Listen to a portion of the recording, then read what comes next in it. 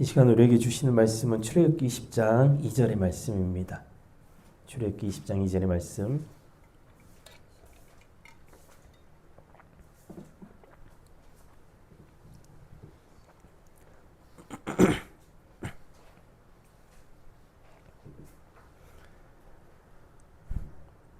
다 찾으신 줄 알고 우리 한 목소리로 우리에게 주신 하나님의 말씀을 같은 목소리 같은 마음으로 받도록 합니다.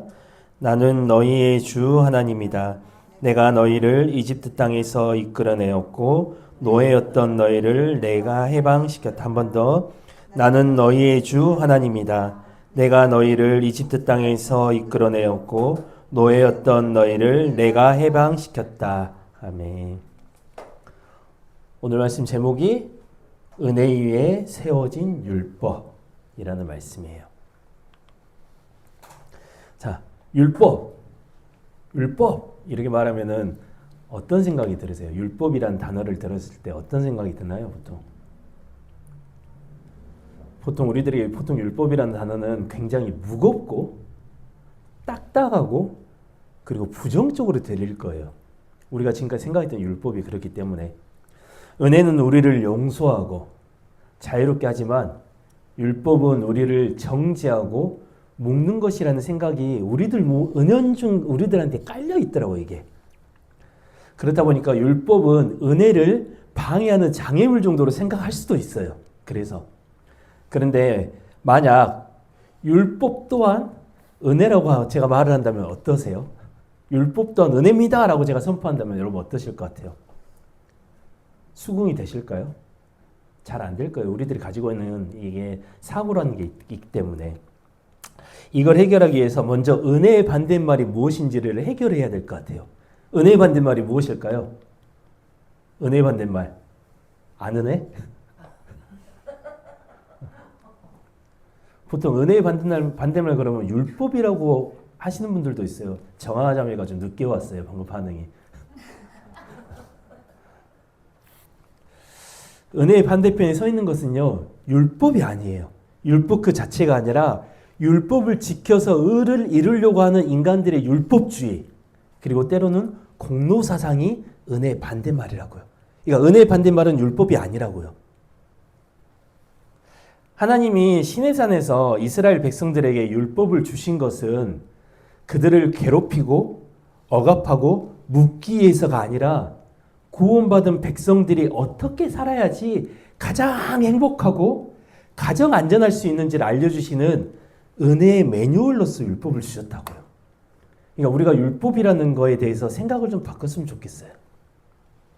이 사실을 이해하기 위해서 우리 출애굽기 오늘 본문에 넣는 좀 순서를 좀 봐야 될 것 같아요. 20장 1절에서 3절의 말씀입니다. 짧으니까 우리 다 같이 말씀을 다 같이 읽을까요? 다음은 모두 하나님께서 하신 말씀이다. 나는 너희의 주 하나님이다. 내가 너희를 이집트 땅에서 이끌어내었고 노예였던 너희를 내가 해방시켰다. 너희는 나 외에 다른 신들을 모시지 말아라. 라고 말씀이 기록되어 있습니다. 오늘 말씀을 보면은 하나님은 이스라엘 백성에게 먼저 3절의 말씀을 주신 게 아니에요. 그렇죠? 먼저 10계명을 명하시고 너희가 이 계명을 다 지키면은 내가 너희를 애굽에서 탈출시키겠다라는 그런 거래로 이스라엘을 찾아오지 않으셨다고요. 먼저 유월절 어린 양의 피, 그 피로 그들을 구원하여 주셨고 먼저 홍해를 건너게 하심으로 구원의 여정을 시작하게 하신 다음에 시내산으로 부르셔서 율법을 주셨어요. 그러니까 우리가 이 순서를 헷갈리면 안 된다고요. 먼저 2절의 말씀으로 먼저 구원을 하시고 3절의 말씀으로 그러니 너희는 이렇게 살아야 한다고 말씀하셨다는 거예요. 너희가 이렇게 살면 구원을 하겠다고 말씀하지 않으셨다는 거죠. 그러니까 율법은 구원받는 조건이 아니라 거저 주신 은혜로 구원받은 그 사람들, 구원받은 자들이 그 은혜에 대한 감사의 반응으로서 거룩한 천국 시민의 삶을 살 수 있는 안내판으로 주신 게 율법이다라고 우리가 이해를 해야 된다는 거예요. 고대 군동의 나라들마다 다 신들이 존재했어요. 신들이 엄청 많아요. 애굽에는 라나, 하피가 있었고 가나안에는 바알과 아세라가 있었고요. 블레셋에는 다곤이 있었고 모압과 암몬에는 그모스 몰렉이 있었어요. 그리고 에돔에는 가우스라는 신이 있었다고요. 그런데 그 이방의 나라들의 신들은 변덕이 심해요. 그들이 부리는 변덕으로 인한 진노가 무서워가지고 그 땅에 사는 사람들은 그 신들의 그 진노를 어떻게든 좀 노여움을 풀어보려고 제사와 점술, 주술과 같은 다양한 의식을 행해야 했어요. 어떤 민족은 심지어 인신제사까지 행하면서 신의 마음을 달래야 했습니다. 하지만 하나님은 그 백성들이 하나님이 어떤 분이신지, 그리고 자신의 성품은 어떠한지, 자신의 뜻은 무엇인지를 알 수 있도록 성문화를 시켜주신 거예요. 글로써 주셨다고요. 그게 율법이에요. 너희 헷갈리지 마. 나 이런 사람이야 라고 알려주시는 게 율법이었다는 거죠. 그러니 이스라엘에게 율법은 단순한 규범을 넘어가지고 부자간의 가정 서약서였어요. 출애굽기 19장 5에서 6절에 말씀을 찾아볼까요? 출애굽기 19장 5에서 6절 바로 앞장만 넘어가면 되니까. 출애굽기 19장 5에서 6절 다 같이 너희가 내 말을 잘 따르고 나와의 언약을 잘 지킨다면 너희는 문민족 가운데서 나의 포물이 될 것이다. 너희는 나를 섬기는 제사장의 나라가 되고 거룩한 민족이 될 것이다. 네가 이스라엘 백성들에게 일러줘야 할 말이 바로 이것이다. 라고 말씀하셨죠. 그러니까 이 율법이 그냥 우리를 가두는 규범이 아니라 하나님과 아들 간의 가정 서약서라는 말씀을 우리가 깨달게 되면은 방금 읽었던 말씀이 이 말씀의 관계를 유지하면서 그 백성이 풍성한 삶을 누릴 수 있는 지침서로 우리에게 주신 게 율법이라는 거 우리가 깨닫게 된다는 거죠. 이스라엘은 지금껏 애굽의 노예로 살다 나왔잖아요. 430년을 살다 나왔잖아요. 그들에게는 노예 근성이라는 게 뼛속까지 자리 잡고 있었다고요. 그런 민족을 통해서 하나님께서 19장 5에서 6절에 뭐라고 하시냐면은 내가 너희를 통해서 하나님 나라를 세우겠다라고 말씀하세요. 그 약속을 율법 이전에 하신다고요. 율법 이전에. 그래서 온 세계에 하나님을 드러내는 제사장의 나라로 그리고 거룩한 백성으로 삼으시겠다라고 말씀하십니다. 이스라엘 자체만 보면 불가능한 일이에요. 절대로. 왜? 그들은 노예 근성이 뼛속까지 자리잡고 있기 때문에 불가능하다고요. 하지만 그들이 하는 게 아니라 하나님이 그렇게 하시기로 작정하신다는 거예요. 그렇게 하시기로. 첫째로 제사장 나라로 삼기를 원하십니다. 하나님께서. 초기 이스라엘의 제사장의 중요한 직무는 제사와 더불어서 신탁의 전달이었어요. 이게 무슨 말이냐면은 하나님의 말씀을 백성에게 전달하는 역할이었다고요. 그러니까 제사와 더불어서 가장 중요한 게 신탁이었다고. 신탁. 이 사진들을 넘겼어야 되는데 제가 안 넘겼네요. 넘어갑니다. 다 찾았는데 신들을. 이스라엘이 율법으로 거룩하게 살면 이방 민족들이 그들을 지켜보면서 그들의 삶을 눈으로 지켜보면서 저들이 믿는 신은 도대체 어떤 신이길래 우리가 믿는 신과 왜 도대체 뭐가 다르길래 저들이 저렇게 정의롭고 사랑이 넘치는 삶을 살아갈까? 왜 그렇게 사는 걸까? 라는 궁금증을 주어요. 그렇게 주어가지고 이 이방이 하나님께로 돌아오게 만드는 선교적 사명을 가진 제사장 나라가 되기를 원하셨다는 거예요. 그러니까 그들이 잘 살아서 그들만 막 누리고 그들만 행복하고 그들만 천국을 누리는 게 아니라 그들의 삶을 통해서 그들을 바라보는 이방 민족들이 자기들의 신과는 다른 그 신에 대한 궁금증을 가져서 그 신에게 돌아오게 하는 선교사로서 하나님께서 그들을 부르셨다는 거예요. 둘째로 거룩한 백성으로 만들기를 원하십니다. 이 거룩이라는 카도시라는 말은 보이는 것처럼 거룩하다, 구별되다라는 뜻이에요. 그러니까 세상의 방식은 약육강식, 탐욕 등인데 이런 세상의 방식이 아니라 하나님 나라의 방식, 사랑, 공의, 긍휼 이런 방식으로 살아가는 공동체로 만드시기 위해서 율법이 필요하다라고 말씀하시는 거라고요. 우리는 우리의 기준으로 살면은 그렇게 안 되기 때문에. 오늘 제목이 뭐였죠? 은혜 위에 세워진 율법이었잖아요. 그럼 왜 율법이 은혜 위에 세워졌는지를 살펴보고자 합니다. 첫 번째로 율법보다 은혜가 먼저인 은혜였다는 거예요. 율법이 앞선 은혜.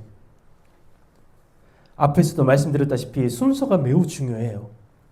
율법을 지켜서 구원을 받는 게 아니라 구원의 은혜를 받은 자에게 율법을 주시는 거라는 이 생각을 오늘 설교 내내 계속 가지고 계셨으면 좋겠어요. 많은 교인들은 주일에는 예배당에 와서 오직 예수, 오직 은혜를 외쳐요. 실제적으로 교회에 와가지고 예배당 와가지고 그러면서 찬양하고 예배를 해요. 하지만 주중에는 무의식적으로 공로사상으로 살아가는 사람들이 되게 많아요. 공로사상이 뭐죠? 내가 뭔가를 해보겠다는 거. 이게 공로사상이죠. 일상 가운데서 행하는 많은 선행 그리고 인내 행동들이 우리에게 그냥 거저 주신 은혜에 대한 본능적인 반응이 아니라 혹시라도 이렇게 하지 않으면 하나님의 복을 받지 못할까 봐의 두려움, 그런 고민이 행동으로 나오는지 나오진 않는지를 우리가 살펴봐야 된다는 거예요. 우리가 은연중에 이런 게 나오거든요. 너무 그런 것에 익숙해서 우리가 살았기 때문에 나도 모르게 나와요. 그런 행동들이. 누구에게 싫은 소리를 정말 하고 싶지만 내가 그래도 교회를 다니니까 참아야지 라는 마음이 완전히 잘못된 건 아니에요. 하지만 진짜 은혜를 받은 사람이라면 이런 생각조차도 들지 않는 게 맞지 않을까요? 은혜로 인한 자연적인 반응으로 그냥 나와야 된다는 거예요. 이런 게. 제가 왜 이렇게 말하냐면 이 그래도라는 단어 있죠. 이거는 이 생각에 의한 이게 그래도라는 생각에 의한 반응이라면은 빌립보서 2장 3절의 말씀 중에 이런 말씀이 있습니다. 무슨 일을 하든지 이기심이나 허영으로 하지 말고 오직 겸손한 마음으로 자기보다 다른 사람을 더 낮게 여기십시오. 그런데 이게 발음을 조심해야 된다고. 발음을 잘못하면은 낮게가 돼요. 낮게. 제가 이거 찾아봤어요. 여기에 이 낮게에 해당되는 단어는 히페레코. 이가 남을 나보다 탁월하게 여긴다. 남을 나보다 유의에 여긴다는 단어라고요. 근데 이게 낮게로 돼버리면은 타페이노 낮게 하다 천하게 하다. 그러니까 남을 나보다 낮게 여기다 천하게 여기다라는 단어. 그러니까 이 말씀을 나보다 낮게 여기는 게 아니라 낮게 여기는 사람들이 너무 많다는 거예요. 그러니까 그래도란 단어가 가지고 있는 게 그거예요. 내가 그래도 너보단 좀 낫지. 이게 그래도 안에 숨어있는 의도거든요. 그래서 내가 남을 향해서 그래도 내가 너보다 나으니까 내가 용서할게 라는 마음 자체가 남을 낮게 여기는 행동이라는 거죠. 근데 바울사도는 뭐래요? 남을 낮게 여기라고. 우리가 이 말씀을 주의해야 된다는 거죠.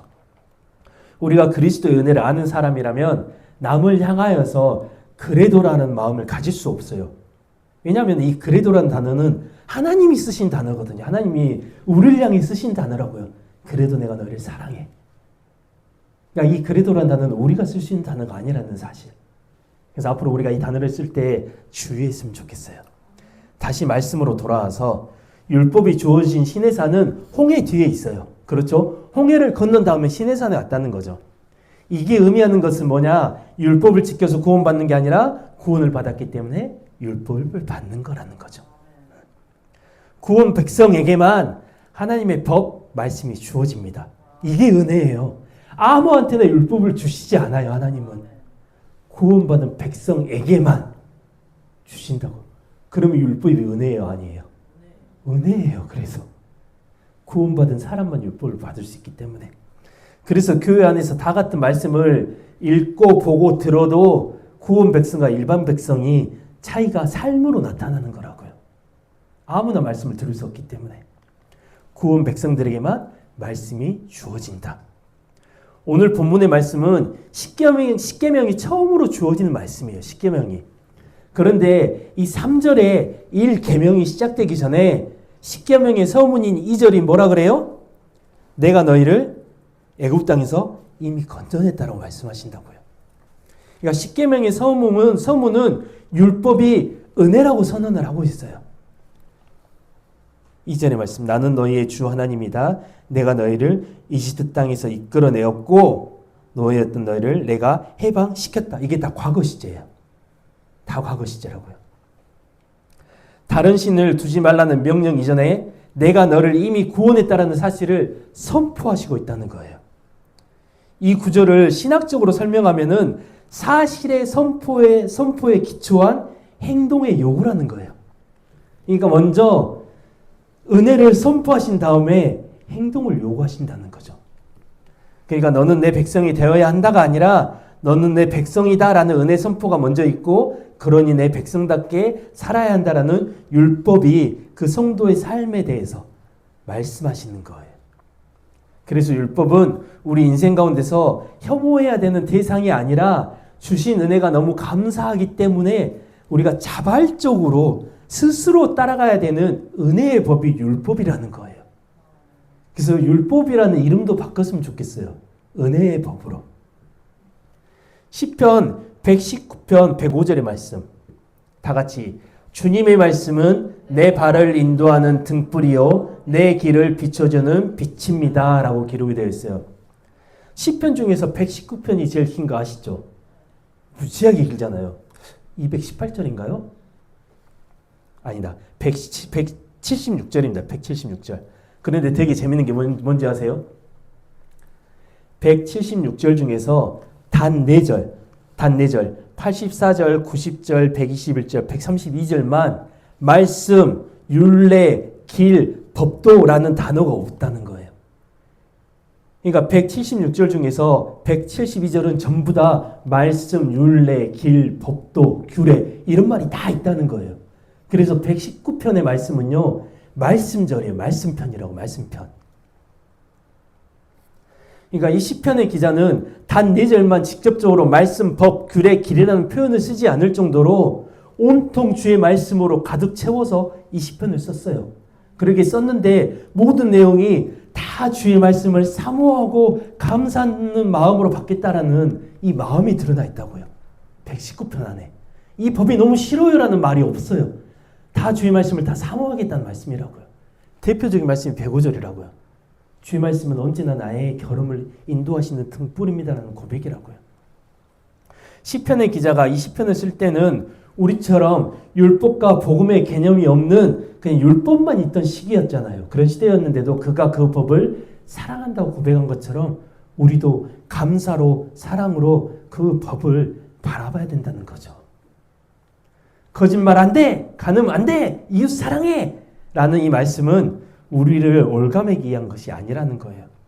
율법은 더 이상, 너는 더 이상 사단의 종이 아니라 모든 것의 주인이며 왕이신 그 하나님의 자녀로 삼아주시는 영광의 초대장이기 때문에 이제는 그 신분에 맞게, 사단의 종이 아닌 왕의 자녀라는 그 신분에 맞게 왕족답고 품위 있게 살라라는 사랑의 편지라는 거예요. 그게 법이라는 거죠. 그게 말씀이라는 거고요. 그러니까 우리는 기본적으로 율법과 말씀을 나눠요. 그렇죠. 이분법으로만 나누는데 오늘 시편의 기자는 안 나눈다고요. 법도 말씀이요, 규례도 말씀이요, 길도 말씀이요, 말씀이 법이요 이렇게 말을 하고 있다는 거죠. 율법은 노예의 발에 채우는 족쇄가 아니라 왕자가 머리에 써야 되는 왕관. 그 왕관의 무게이기 때문에 두려움이 아니라 감사로 받을 수 있어야 되는 거예요.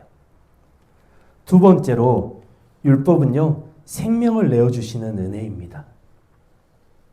감사로 받아야 하는 율법이지만 그럼에도 우리는 율법이라는 이 거울 앞에 서게 되면은 우리 드러나는 그 죄로 인한 절망감은 어쩔 수가 없어요.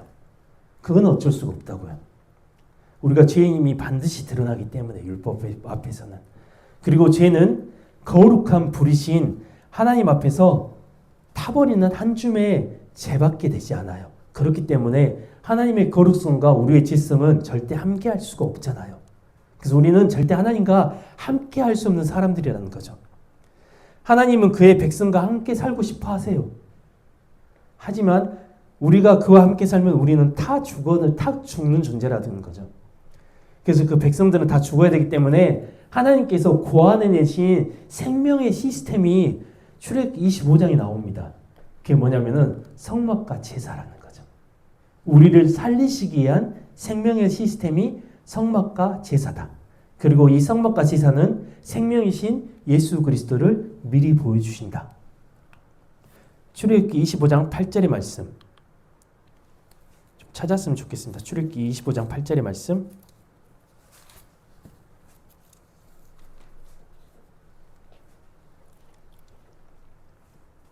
다 찾으셨으면 다 같이 내가 이 백성들 가운데 머물려고 하니 너는 그들에게 나를 위하여 성소를 세우라고 이르라. 여기서 성소라고 되어 있는 게 성막이잖아요. 성막을 지으라고 명령하신 목적은 잃어버렸던 교제, 하나님과 우리 사이에 잃어버렸던 그 교제를 회복하게 하셔가지고 하나님이 우리와 함께 하시기 위해서 성막이라는 제도를 주신 거예요. 하나님은 저 멀리 하늘에서 우리를 바라만 보시는 것을 거절하신 거예요. 우리 안에 오고 싶으신 거라고요. 그거를 요한복음 1장 14절은 이렇게 기록을 합니다. 말씀이 육신이 되어 우리 가운데 거하심에 우리가 그의 영광을 보니 아버지의 독생자의 영광이요 은혜가 진리가 충만하더라. 여기에 거하심이란 단어가 스케노가 가지고 있는 뜻이 뭐냐면은 장막을 치다, 거주하다, 들어와 살다는 뜻이라고요. 그러니까 거하다는 게 그냥 단순히 와서 이렇게 살포시 있는 게 아니라 그 안으로 침투해 들어오는 거라고요. 텐트를 지어버리고 우리 마음 안에 예수님께서 텐트를 지어버리시는 사건. 안 나가! 나 절대 안 나가! 이렇게 말씀하시는 거라고요. 예수님 우리 안에 천막을 치고 들어앉고 싶어 하신다고 그렇게 말씀하시는 거예요. 이스라엘의 텐트, 이스라엘은 다 장막 문화잖아요. 그 텐트 안으로 그 중에서 가장 중앙에 자신의 텐트를 지으라고 명령하시는 거라고요.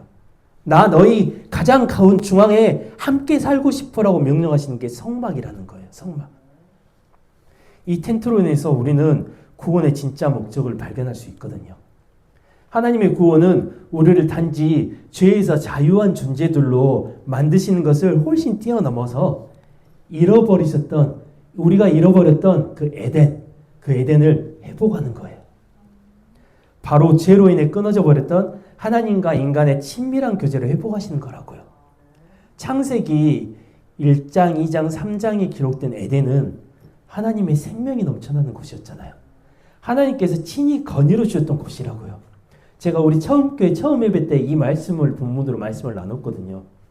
우리 처음교회는 하나님께서 그렇게 친히 걸어주셨던, 하나님께 친히 건의셨던 그 교제를 회복하는 교회가 되기 원한다고 제가 처음에 선포를 했거든요. 이 교제가 반드시 필요합니다. 우리에게는. 하나님께서 친히 건의로 주신 그 교제. 구원은 누가복음 15장에 그 탕자의 비유가 기록이 되어 있잖아요.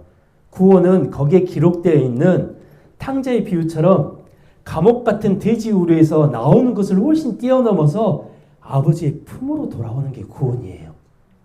이게 구원이라고. 죄에서 노임을 받는 게 구원이 아니라 죄에서 노임을 받은 다음에 우리가 하나님의 품 안으로 들어가는 게 구원이라는 거예요. 탕자의 비유가 정확하게 그거를 보여주고 있다고요. 구원이 무엇인지를. 하지만 이렇게 아버지의 품으로 들어가기 위해서는 죄라는 문제가 반드시 해결이 되어져야 돼요. 그래서 이 제사라는 보호 시스템을 다시 또 우리에게 말씀하십니다. 하나님께서는. 레위기 1장 1절을 좀 찾았으면 좋겠어요. 레위기 1장 1절에서 7절.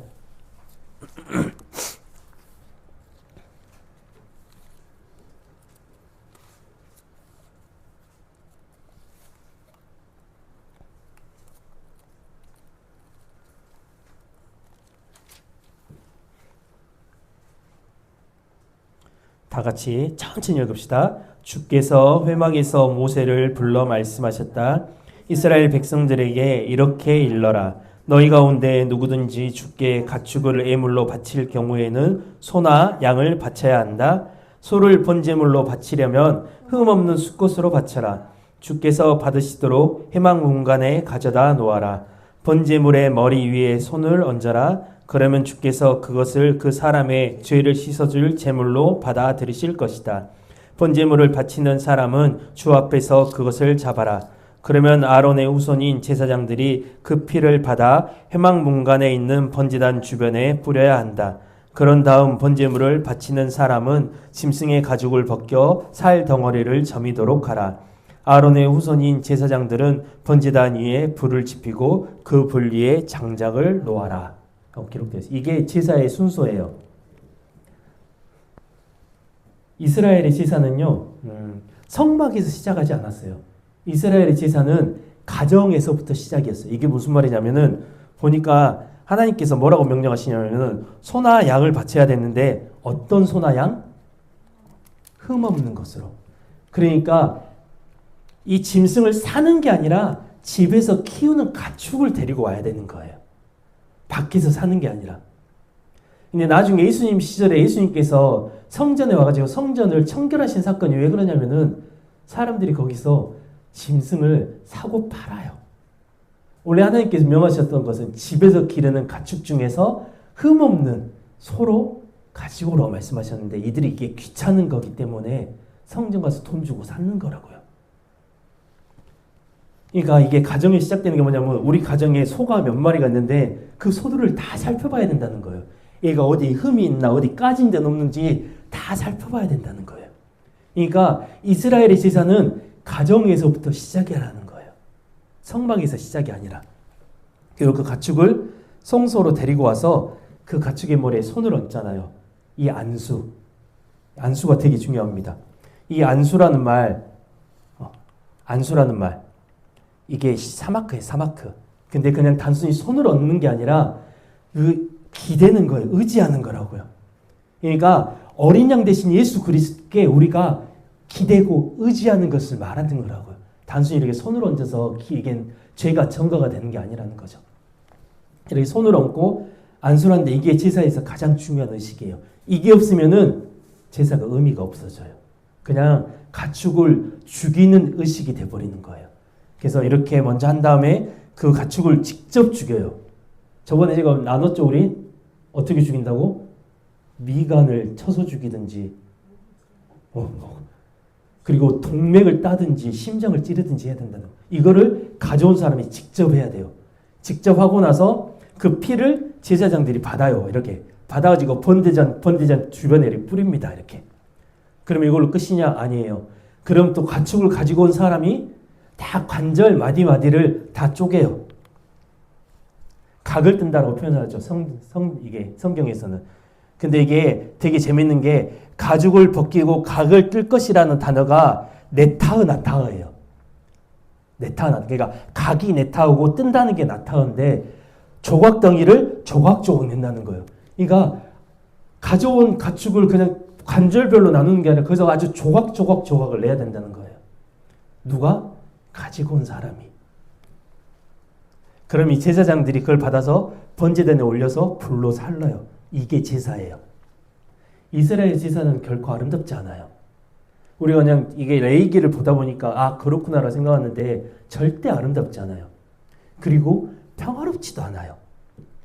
이 제사의 핵심은 피가 튀기는 잔인함이 아니라고요. 내 대신 죽어야 되는 생명이 있음을 알게 하는 이 대속의 은혜에 있거든요.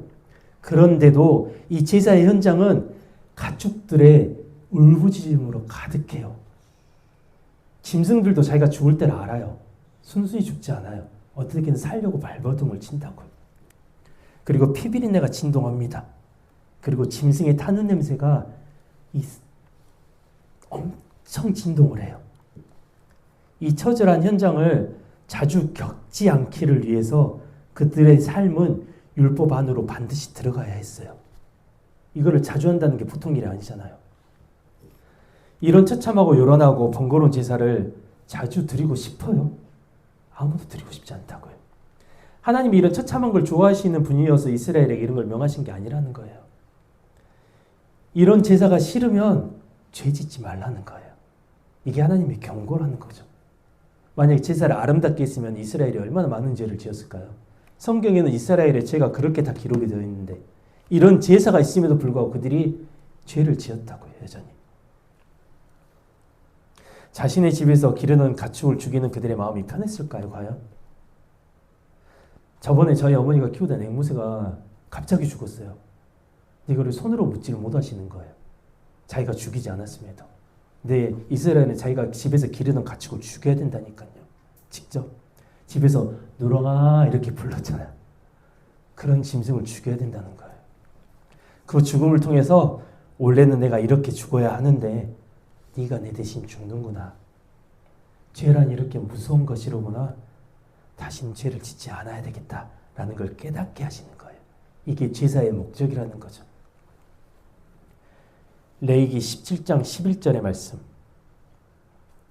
피에는 생명이 있기 때문에 죄를 씻기 위해서는 피가 반드시 사용되어야 한다. 히브리서 9장 22절의 말씀. 율법에 따르면 바로 이 말씀인 거예요. 율법에 따르면 피 흘림이 없이는 제사함이 없다라는 거죠. 내가 안수할 때 내가 죽어야 될 나를 죽이는 그 죄가 가축에게 옮겨지고 나를 대신할 가축의 그 피를 보시고 넘어가 주시는 유월절의 그 은혜를 잊지 말라는 거예요. 그러니까 유월절은 이들이 출애굽하면서 끝난 게 아니라고요. 우리 삶 가운데 끊임없이 유월절의 은혜는 필요하다는 거예요. 그런데 이렇게 한 번으로 끝나야 될 제사가 매년 매번 계속되었다는 것은 우리 인간이 얼마나 나약하고 악한지를 보게 하는 거예요. 제사는 죄인을 죽이는 자리가 아니라 죄인이 죽어야 될 그 자리에서 죄가 없는 존재가 대신 죽음으로 죄인을 살려내는 은혜의 현장입니다. 그렇기 때문에 우리는 이 제사를 반드시 기억해야 돼요. 잊어버리면 안 돼요. 우리는. 왜? 우리를 대신 죽으신 존재가 누구죠? 예수 그리스도이기 때문에. 우리는 그래서 제사를 잊으면 안 된다고요. 우리 삶 가운데서, 우리의 인생 가운데서, 우리 머리 가운데서 예수 그리스도가 지워지고 잊혀져 버리면은 우리는 아무것도 아니에요. 하지만 이 은혜의 현장에도 한계는 있었더라고요. 제사의 한계는 하나님께 있었던 것도 아니에요. 제도 자체가 잘못된 것도 아니었습니다. 하나님 처음부터 이 제사로 모든 것을 해결해 주시는 게 아니라 장차 오실 예수 그리스도를 보여주시는 그림자로 제사를 명하신 거예요. 이게 제사의 한계였어요. 반복된 제사는 인간의 죄성과 함께 짐승의 피로는 죄를 한 번에 완전히 제거할 수 없음을 드러냈고, 반복되는 제사를 끝내 완전하게 끝내실 완전한 어린 양 예수 그리스도를 통해 완전한 대속의 제사를 완성하셨어요. 그래서 제사가 그때 완성이 되어지는 거죠. 히브리서 10장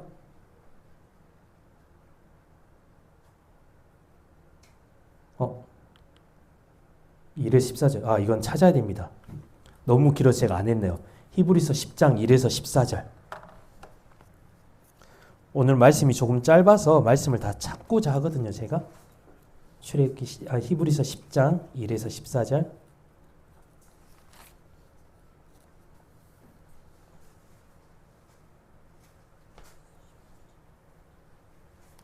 조금 빠르게 다 같이 읽도록 합니다. 율법은 장차 있을 좋은 것들의 그림자에 불과할 뿐이고 실체가 아닙니다. 그렇게 똑같은 제사를 해마다 반복해서 드릴지라도 예배를 드리기에 하나님께 나아오는 사람들을 온전하게 만들 수 없습니다. 만일 온전하게 만들 수 있었다면 더 이상 제사를 계속해서 드리지 않아도 되었을 것입니다. 왜냐하면 예배를 드리는 사람들은 단 한 번에 온전히 깨끗해져서 더 이상 죄의식을 가지지 않아도 되었을 것이기 때문입니다. 그러나 사실은 그렇지 않습니다. 땅 위의 성막에서 해마다 드리는 희생제사는 죄를 되풀이해서 상기시켜줍니다. 그것은 황소나 염소의 피가 결코 죄를 없애줄 수 없기 때문입니다.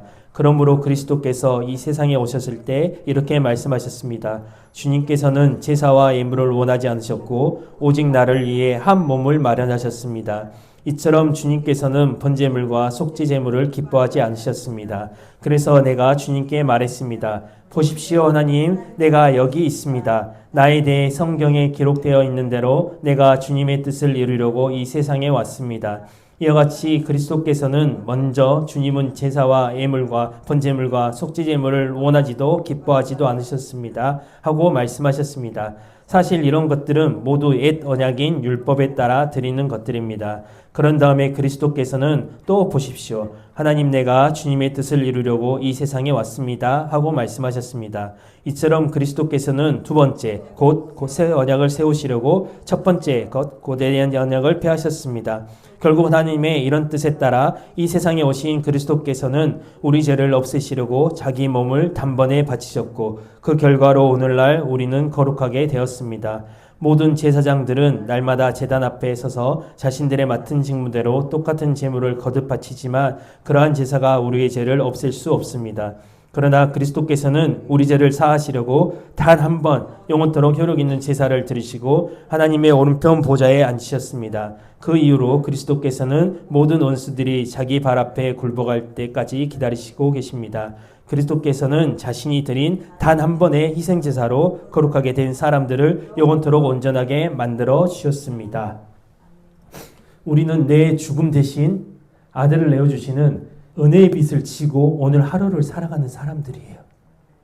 단 한 번의 희생제사, 대속제사를 위해서 자신의 목숨을 벌어주신 그 예수 그리스도.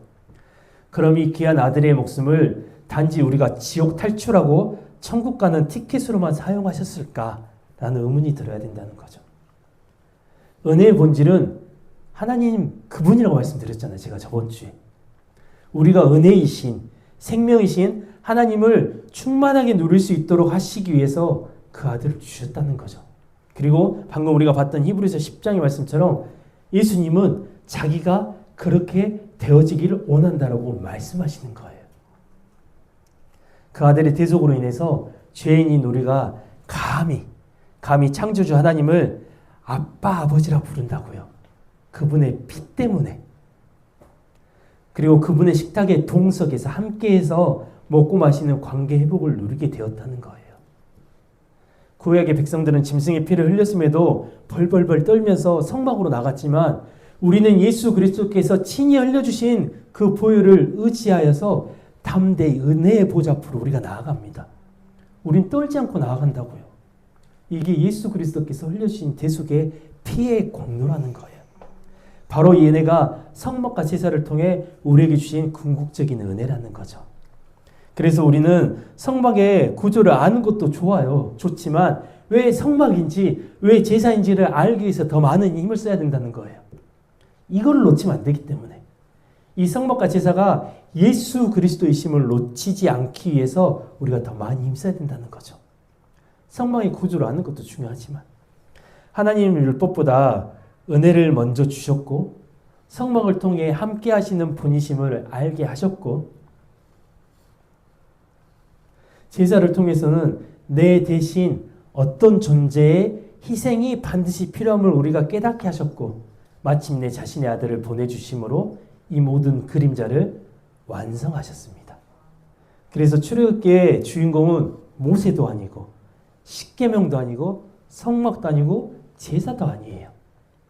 처음부터 끝까지 은혜이셨던 하나님, 그리고 은혜이신 하나님, 그리고 그 은혜를 완성하신 예수 그리스도가 출애굽기의 주인공이시고 성경의 주인공이시라는 거죠. 우리가 오늘 말씀을 좀 기억하시면서 율법에 대한 편견을 바꾸셨으면 좋겠어요. 율법의 이름은 은혜의 법이다. 율법은 우리를 천국으로 인도하는 게 아니라 이미 천국 백성 된 우리가 어떻게 살아야 되는지 우리에게 주신 은혜의 매뉴얼이다. 그리고 우리를 향하신 사랑의 편지다. 라는 사실을 잊지 않고 기억하셨으면 좋겠어요. 율법은 은혜라는 돌판에 새겨진 사랑의 지침서임을 잊지 마시고 주의 법을 사랑하는 우리가 되기를 오늘 우리에게 주신 말씀의 근거에서 축복합니다.